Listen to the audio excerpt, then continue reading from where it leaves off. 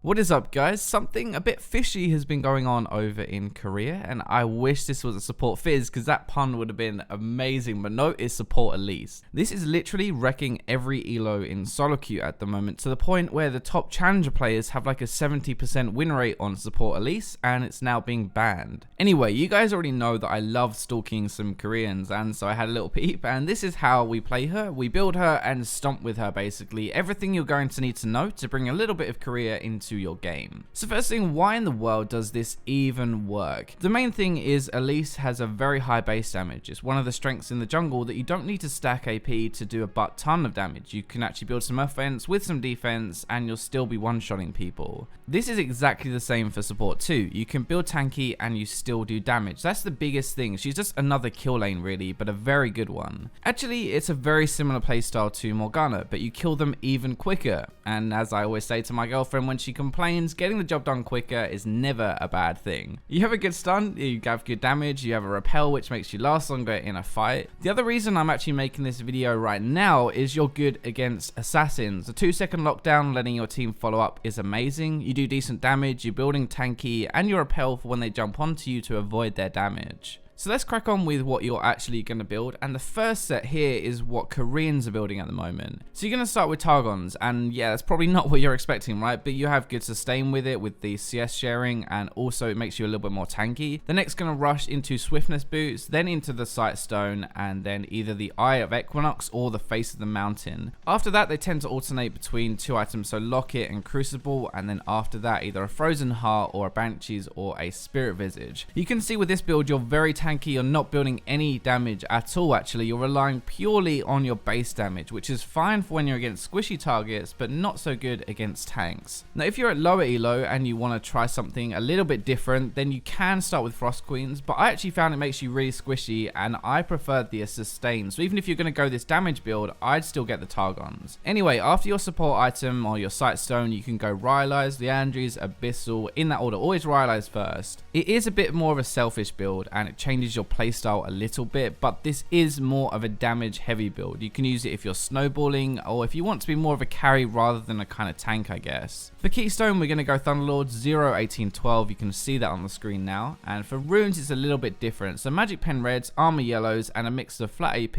or CDR per level blues, or Magic Resist for harder lanes. Now that is pretty standard and normal. The Quints are what's different. So move speed Quints are what most people are using at the moment, especially in Korea, but nothing really is amazing. That's kind of why we're going for it. We don't have the best AP scaling, so AP isn't amazing. We could take armor, but that's kind of crappy too. So move speed just gives us better roams and it scales into the mid game really well. Skill order you're probably not expecting either. We're going to max our E, then our Q, then our W. We want the stun duration first and then we go for damage. Remember, we are playing her in a way like a Thresh or Morgana, so we get a catch and then we burst them down. So let's move on to how we play her. I've said this a few times, but think of it like a cross between Morgana and Thresh. To start with, you're going to sit back a little bit in your lane just with your AD, and then you look for a cocoon and you go aggressive when it hits. If you think about it, how many times have you been ganked by an Elise level 3 and they've done a huge amount of damage and killed you? Well, level 3 Elise has no items, and it's exactly the same as you are in a lane as support Elise. That's why it works so well. Now this whole idea will take a little bit of getting used to. It's not a farm lane, it is a kill lane. Now if you play aggressive, I can't think of many other supports that actually do as much damage as you. And actually this is a really great thing, okay? So the supports that can match your damage like Brand, Zyra or Vel'Koz, they are mages. They are all so low health that if you hit a cocoon on them, then you practically one-shot them. So yeah, game plan wise is to hit your cocoon and then go balls deep to burst someone. You have your Targons for a little bit of sustain, you have a little bit of poke, but your real strength is in all-in fights, and trust me as well, because she's not being played very often, people will not expect the amount of damage you can output. The last thing for the lane phase is what AD carries are actually best with Elise. The short answer is Elise's damage can carry pretty much any AD in a bot lane fight. The longer answer is you want AD carries who have some early pressure and control themselves, so that when you're not doing anything, they have some pressure. Kalista and Lucian would probably be the go-to picks. I think Kalista is amazing with Elise. That would be my top pick, but even someone like Ezreal would work well too.